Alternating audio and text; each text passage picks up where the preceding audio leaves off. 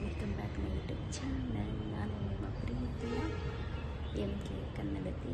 Guys, ಇವತ್ತು ಗುರುವಾರ, ರಾಯರ ದಿನ. ಇವತ್ತು ಒಂದು ವಿಡಿಯೋ ಮಾಡಬೇಕು ಅಂತ ಹೇಳಿ ಮಾಡ್ತಾಯಿದ್ದೀನಿ. ನಾನು ಇವತ್ತು ತುಂಬ ದಿನ ಆದಮೇಲೆ, ತುಂಬ ದಿನ ಅಂದರೆ 2 ತಿಂಗಳು ಆಗೋಯ್ತು ನೋಡಿದೆ. 2 ತಿಂಗಳು ಆದಮೇಲೆ ನಾನು ರಾಯರ ಮಠಕ್ಕೆ ಹೋಗಿ ಬರಬೇಕು ಅಂತ ಹೇಳಿ ನಿನ್ನೆಯಿಂದನೂ ಅಂದ್ಕೊಂಡು, ಹೋದ್ವಾರನೇ ಹೋಗಬೇಕು ಅಂತ ಅಂದ್ಕೊಂಡಿದ್ದೆ. ಬಟ್ ಆಗಲಿಲ್ಲ, ಪೀರಿಯಡ್ ಆಗಿಬಿಟ್ಟೆ. ಹಾಗಾಗಿ ನಾನು ಈ ವಾರ ಹೋಗಲೇಬೇಕು ಅಂತ ಹೇಳಿ 5 ಗಂಟೆಗೆ ಎದ್ದು ರೆಡಿಯಾಗಿ ಇವಾಗ ಹೊರಟಿದ್ದೀನಿ. ರೆಡಿ ಎಲ್ಲ ಆಗಿದ್ದೀನಿ. ಇವಾಗ ಈ ಕಡೆಯಿಂದ ಬಸ್ಸಿಗೆ ಹೋಗಿ ಆ ಕಡೆಯಿಂದ ಡೈರೆಕ್ಟ್ ಹಾಗೆ ಮೆಟ್ರೋಗೆ ಹೋಗಿ ಡೈರೆಕ್ಟ್ ಹಾಗೆ ಆಫೀಸಿಗೆ ಹೋಗಬೇಕು ಅಂತ ಹೇಳಿ ರೆಡಿಯಾಗಿದ್ದೀನಿ. ಇವಾಗ ಹೊರಟಿದ್ದೀನಿ. ಬನ್ನಿ, ರಾಯರ ಮಠದಲ್ಲಿ ಸಿಗೋಣ. ಓಕೆನಾ? ಗೈಸ್, ಹೊರಟಿದ್ದೀನಿ. ರಾಘವೇಂದ್ರ ಸ್ವಾಮಿ ಮಠಕ್ಕೆ ಹೊರಟಿದ್ದೀನಿ ಗೈಸ್. ಇವಾಗ ಹೋಗಿ ಬೇಗ ಮುಗಿಸ್ಕೊಂಡು ಆಫೀಸಿಗೆ ಹೋಗಬೇಕು. ಮತ್ತೆ ಸಿಗಲ್ಲ.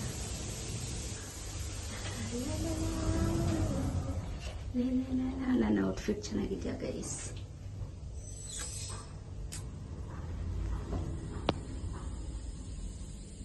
ಗೈಸ್, ಇವಾಗ ಹೊರಟಿದ್ದೀನಿ. ಗೈಸ್, ನಮ್ಮ PG ಮುಂದೆನೇ ನೋಡಿ ಪಾರಿವಾಳ ಎಷ್ಟೊಂದಿದ್ದಾವೆ.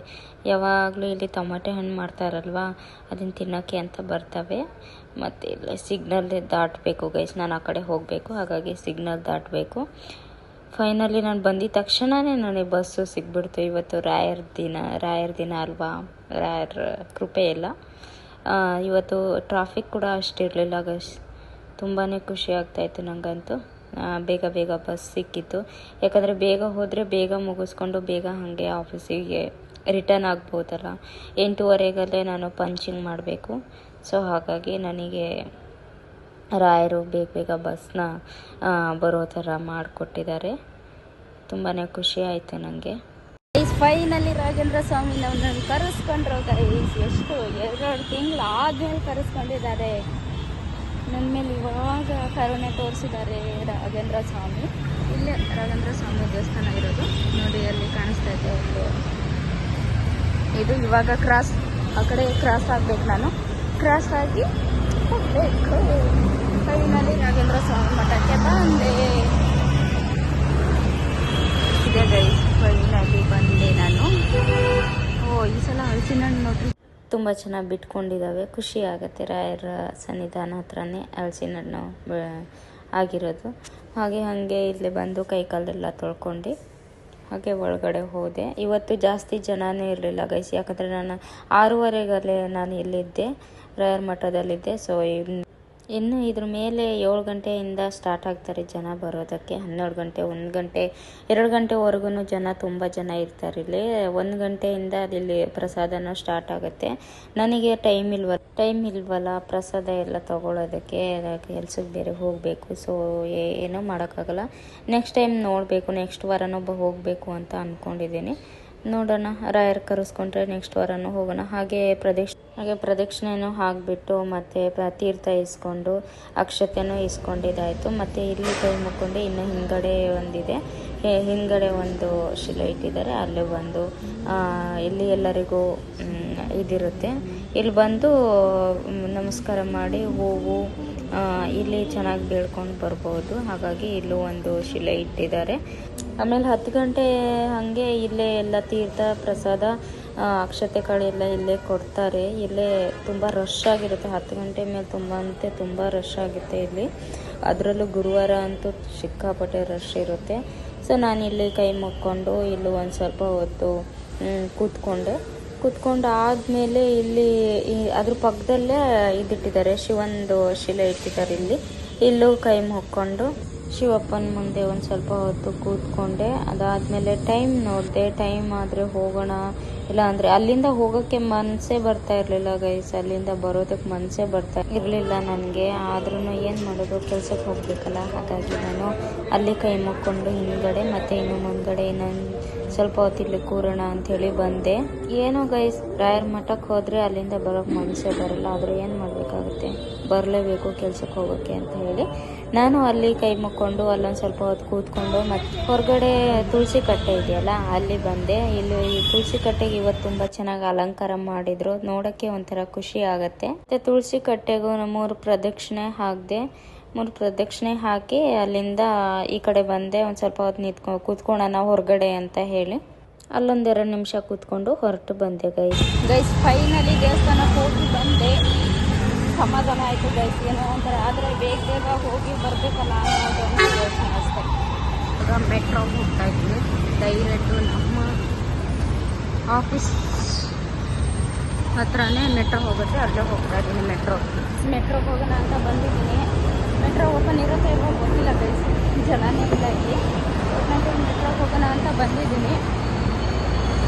ಸ್ವಲ್ಪ ಬೇಗ ಹೋಗಿ ಅಲ್ಲಿ ಹೋಗಿ ಟಿಫನ್ ತಿಂದಿಲ್ಲ, ಟಿಫನ್ ತಿಂದ್ಕೊಂಡು ಹೋಗೋಣ ಅಂತ ಹೇಳಿ.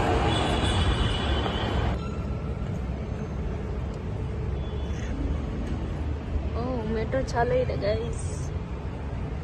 ರಾಘವೇಂದ್ರ ಸ್ವಾಮಿ ಮಠಕ್ಕೆ ಹೋಗಿ ಬಂದಿದ್ದು ತುಂಬಾ ನೆಮ್ಮದಿ ಆಗ್ತಾ ಇದೆ ಗೈಸ್. ನಿನ್ನೆ ಎಲ್ಲ ಫುಲ್ ಹತ್ತಿದೆ, ಇವತ್ತು ರಾಯರ್ ಕರೆಸ್ಕೊಂಡಿದ್ದಾರೆ. ತುಂಬಾ ಖುಷಿ ಆಯಿತು ನನಗೆ. ಜನ ಇದ್ ಕಡೆ ವಿಡಿಯೋ ಮಾಡೋಕ್ಕೆ ಆಗಲ್ಲ ಗೈಸ್, ಜನನೇ ಇಲ್ಲ ಗೈಸ್. ನಾನು ಬಂದ್ಮೇಲೆ ಓಪನ್ ಆಯಿತು ಅನ್ಸುತ್ತೆ ಗೈಸ್.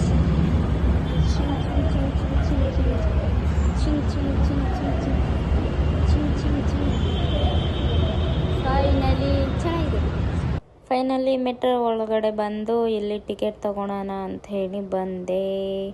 ಟಿಕೆಟ್ ತಗೊಳುವಾಗ ಆ ಹುಡುಗಿ ಒಬ್ಬಳೇ ಇದ್ಲು ಗೈಸ್. ಅವಳು ಎಲ್ಲಿ ನೋಡ್ತಾ ಇದ್ಲು, ನನ್ನ ಫೋನ್ ಎರಡು ಫೋನ್ ಯೂಸ್ ಮಾಡ್ತಾ ಇದ್ದಾಳಲ್ಲ ಇವಳು, ಒಂದು ಫೋನಲ್ಲಿ ವಿಡಿಯೋ ಮಾಡ್ತಾ ಇದ್ದೀನಿ ಅಂತಲೂ ನೋಡ್ತಾ ಇದ್ಲು ಅವಳು.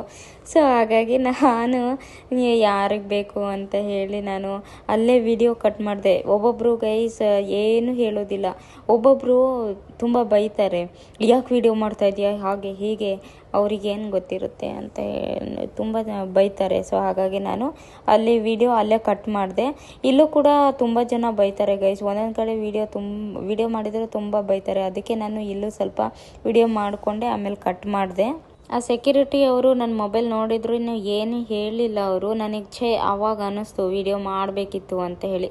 ಮತ್ತು ಇನ್ನೊಂದು ಬೇಜಾರು ಏನಾಯಿತು ಅಂತ ಹೇಳಿದರೆ, ನಾನು ರಾಘವೇಂದ್ರ ಸ್ವಾಮಿ ಮಠಕ್ಕೆ ಹೋಗಿದ್ದೀನಿ ಅಂತ ಅವ್ರಿಗೆ ಗೊತ್ತಾಗಿದೆ. ಅವರು ಪ್ರಸಾದ ಇಷ್ಟು ಬೇಗ ಹೋಗಿದ್ದೀರಾ ದೇವಸ್ಥಾನಕ್ಕೆ, ಪ್ರಸಾದ ಏನಾದರೂ ತಂದಿದ್ದೀರನ್ನು ಕೊಡ್ರಿ ಅಂತ ಕೇಳ್ತಾಯಿದ್ರು. ನಾನು ಪ್ರಸಾದ ನಾನು ಇಷ್ಟು ಬೇಗ ಕೊಡಲ್ಲ ಆಂಟಿ ಅಂತ ಅಂದೆ. ನಾನು ಅಂದರೆ ಹೂವು ಪ್ರಸಾದ ತಂದಿದ್ದೀರಾ ಅಂತ ಕೇಳ್ತಾಯಿದ್ರು. ನಾನು ತಗೊಂಡಿದ್ದು ಅಲ್ಲಿ 2 ಹೂವು. ನಾನು ತಗೊಂಡಿದ್ದು ಪೂರ ತಲೆಯಲ್ಲೇ ಮುಡ್ಕೊಂಡೆ. ನನಗೆ ಅವಾಗ ಬೇಜಾರಾಯಿತು. ಓಕೆ, ಯಾರೂ ಕೇಳ್ದಿರೋರು ಇವತ್ತು ಕೇಳಿಬಿಟ್ರಲ್ಲ ಅಂತ ಹೇಳಿ ನೆಕ್ಸ್ಟ್ ಟೈಮ್ ಏನಾದರೂ ಹೋದರೆ ನಾನು ನೆಕ್ಸ್ಟ್ ಟೈಮ್ ಹೋಗ್ತೀನಲ್ಲ ಆವಾಗ ಮೆಟ್ರೋಗೆ ಬರ್ತೀನಿ. ಆ ಆಂಟಿಗೆ ನಾನು ಆ ಹೂ ಕೊಡ್ತೀನಿ. ಇದನ್ನು ನಾನು ಅಂದ್ಕೊಂಡೇ ಬಂದಿದ್ದೀನಿ. ಮತ್ತು ಫೈನಲಿ ಇಲ್ಲಿ ಬಂದೆ. ಮೆಟ್ರೋ ಬರೋಕ್ಕೆ ಇನ್ನೂ 2 ನಿಮಿಷ ಇತ್ತು. ಮತ್ತು ಆ ಆಂಟಿ ಬೇರೆ ನನ್ನನ್ನೇ ನೋಡ್ತಾಯಿದ್ರು. ಒಂದೊಂದು ಹೊಸರೋಡು ಮೆಟ್ರೋದಲ್ಲಿ ಬೈತಾರೆ ಗೈಸ್, ವಿಡಿಯೋ ಮಾಡಬೇಡ ಅಂತ ಹೇಳಿ. ಇವ್ರಿಗೆ ವಿಡಿಯೋ ಮಾಡ್ತಾಯಿದ್ರು, ಏನೂ ಹೇಳಿಲ್ಲ ಪಾಪ. ಈ ಕಡೆಯಿಂದ ಒಂದು ಮೆಟ್ರೋ ಬಂತು. ನಾನು ನಮ್ಮದೇ ಮೆಟ್ರೋ ಬಂತೇನೋ ಅಂಥೇಳಿ ಎದ್ದು ನಿಂತ್ಕೊಂಡಿದ್ದು ಒಳ್ಳೆಯದೇ ಆಯಿತು. ಇದು ಬಂದಿದ್ದ ತಕ್ಷಣ ನಮ್ಮ ಕಡೆ ನಾನು ಹೋಗೋ ಕಡೆನೂ ಮೆಟ್ರೋ ಬಂತು ಗೈಸ್. ತುಂಬ ಚೆನ್ನಾಗಿ ಒಂಥರ ಖುಷಿ ಆಯಿತು. ಈ ಕಡೆಯಿಂದನೂ ಬರೋದು, ಆ ಕಡೆಯಿಂದನೂ ಬರೋದು. ನೋಡಿರಿ ನಮ್ಮ ಮೆಟ್ರೋನೂ ಬಂತು. ಇವಾಗ ಮೆಟ್ರೋ ಹತ್ಕೊಂಡು ಹೋಯ್ತಾ ಇರೋದೆ. ಮತ್ತು ಇನ್ನೊಂದು ಏನು ಹೇಳೋಕ್ಕೆ ಇಷ್ಟಪಡ್ತೀನಿ ಅಂದರೆ, ಈ ಮೆಟ್ರೋ ಹತ್ತೋರು ಅಂದರೆ ಸಣ್ಣ ಮಕ್ಕಳಿಗೆ ಎತ್ಕೊಂಡು ಹತ್ತೋರು ಮುಂದಿನ ಬೋಗಿನಲ್ಲೇ ಕೂತ್ಕೊಳ್ಳಿ. ಯಾಕಂದರೆ ಮುಂದಿನ ಬೋಗಿನಲ್ಲಿ ಯಾರೂ ಇರೋದಿಲ್ಲ, ಖಾಲಿ ಇರುತ್ತೆ. ನಾನು ಇವತ್ತು ಮುಂದಿನ ಬೋಗಿನಲ್ಲೇ ಕೂತ್ಕೊಂಡಿದ್ದು. ನಾನು ಹತ್ತಿದ್ದ ಬೋಗಿನಲ್ಲಿ ಜನನೇ ಇರಲಿಲ್ಲ. ಒಂದು ಸ್ವಲ್ಪ ಸೀಟು ಖಾಲಿ ಇತ್ತು, ಸ್ವಲ್ಪ ಜನ ಕೂತಿದ್ರು. ಸೊ ಹಾಗಾಗಿ ಆದಷ್ಟು ಮಕ್ಕಳನ್ನ ಎತ್ಕೊಂಡು ಬರೋರು ಮುಂದಿನ ಬೋಗಿನಲ್ಲೇ ಹತ್ಕೊಳ್ಳಿ ಅಂತ ಹೇಳೋಕ್ಕೆ ಇಷ್ಟಪಡ್ತೀನಿ. ಫೈನಲಿ ಮೆಟ್ರೋ ಹತ್ಕೊಂಡು ಸ್ಟಾಪ್ ಕೂಡ ಬಂತು. ಮೆಟ್ರೋ ಐತಿ ನಮ್ಮ ಸ್ಟಾಪಲ್ಲಿ ಇರಲಿಲ್ಲ. ಅಂದರೆ ಇನ್ನೂ ಹೇಳಬೇಕಂದ್ರೆ ಅಷ್ಟು ಬೇಗ ಯಾರೂ ಬರೋದೇ ಇಲ್ಲ. ಫೈನಲಿ ನಾನು ಮೆಟ್ರೋ ಇಳಿದು ನಮ್ಮ ಸ್ಟೇಷನಲ್ಲಿ ಮೆಟ್ರೋ ಇಳಿದು ನಾನು ಕಾಯಿನ ಅಲ್ಲೇ ಬಿಟ್ಟು ಬಂದಿದ್ದೀನಿ ಅಂತ ಅಂದ್ಕೊಂಡಿದ್ದೆ ಗೈಸ್. ಬ್ಯಾಗೆಲ್ಲ ಹುಡುಕಿದ್ರೂ ಸಿಗಂಗೆ ಇಲ್ಲ.